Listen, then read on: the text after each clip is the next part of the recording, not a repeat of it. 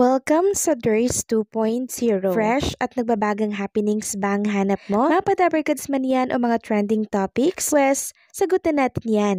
Kaya naman isubscribe nyo na ang ating channel para sa mga nagbabagang balita everyday.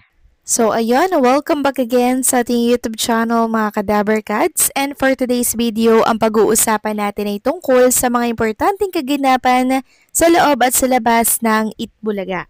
At unahin na nga nating pag-usapan ng tungkol dito kay Jerome Ibardome na malaki nga ba daw ang pag-asa sa American Got Talent? Yan ang katanungan sa isang Jeromantics na page, mga Kadabarkads. At alam nyo, marami po ang sumang-ayon sa katanungan na yan. Sabi nga ng isang netizen, yes, basta merong magmamanage sa kanya ng maayos. May malasakit bilang Jerome Ibardome, maalagaan ang boses niya. Tamang ensayo at tamang schedule ng mga events na dinadaluhan para maayos lagi at may oras na pahinga. Hindi na need magsuot siya lagi ng pang-LB sa damit kung saan siya komportable at presentable naman sa paningin ng tao. Okay lang naman kasi para sa amin ang mahalaga, siya si Jerome at hinahangaan ang magnetic icon Elvis Presley ng Pilipinas. So correct mga Kadabarkads, dapat po may nag-handle kay Jerome Ibardome kaso nyo nga ayaw pang magpa-handle po or ayaw pa ni Jerome Ibardome na may nagmamanage po sa kanya. Parang gusto niya mga Kadabarkads, freelance lamang siya, nakakagalaw siya, nakakilo siya ng maayos nang walang nagmamando sa kanya. Siguro antayin natin yung time na mag-decide na siya na gusto niya na po ng manager or magpa-manage. Sa ngayon kasi ini-enjoy muna ni Jerome Ibardome yung kanyang buhay sa labas ng Itbulaga and syempre lagi na siyang nag-guesting, 'di ba? Sa Itbulaga. So i-enjoy lang natin yung process na yan. Samantalang next topic naman tayo, pag-usapan natin itong nag-trending po na statement ni Jimmy Santos. Ito'y kahapon pa nag-circulate sa mundo ng social media mga Kadabarkads. Ito kasi may kaugnayan sa issue po ni Mr. Angel Liana at sa binabato or pinupukol na issue kay Dabarkads Tito Sotto. So ano ba yung naging statement ni Jimmy Santos, dating Itbulaga host?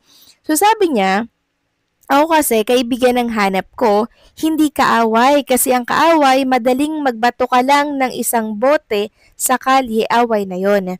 Pero yung kaibigan, mahirap hanapin. So tama po mga Kadabarkads, itong sinabi ni Jimmy Santos, mahirap pong hanapin ang totoong kaibigan. Yun bang mapagkakatiwalaan mo? Sa inakto kasi nitong si Angeliana mga Kadabarkads, wala nang kaibigan na magtitiwala sa kanya. Kasi nalaman nila na ganito pala yung ugali ni Angeliana, hindi ka pwedeng magsabi ng mga sikreto dito.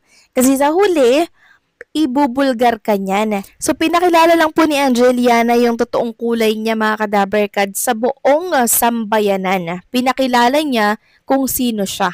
Kaya yung mga tao malalaman kung ano talaga ang kulay niya. Wala na magtitiwala sa kanya kasi ganyan po siya.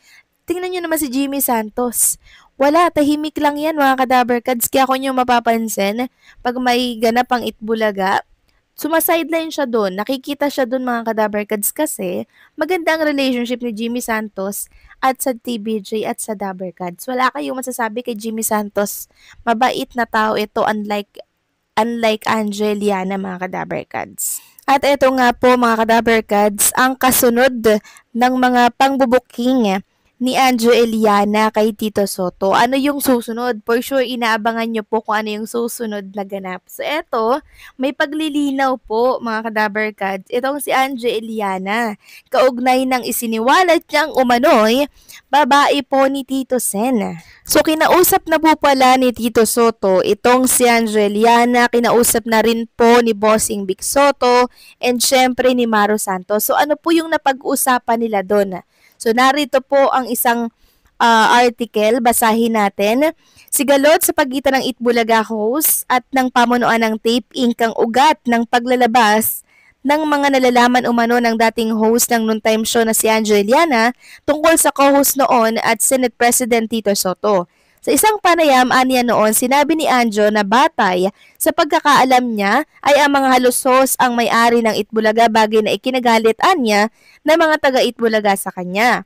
Sa isang panayam, sinabi ni Anjo na may kinalaman sa politika ang mga banat niya kay Tito Sen na kaalyado ng administrasyon ni PBBM, habang sa isa naman niyang live stream ay idiniklara niya ang sarili bilang DDS at taga-suporta ni Vice President Sara Duterte.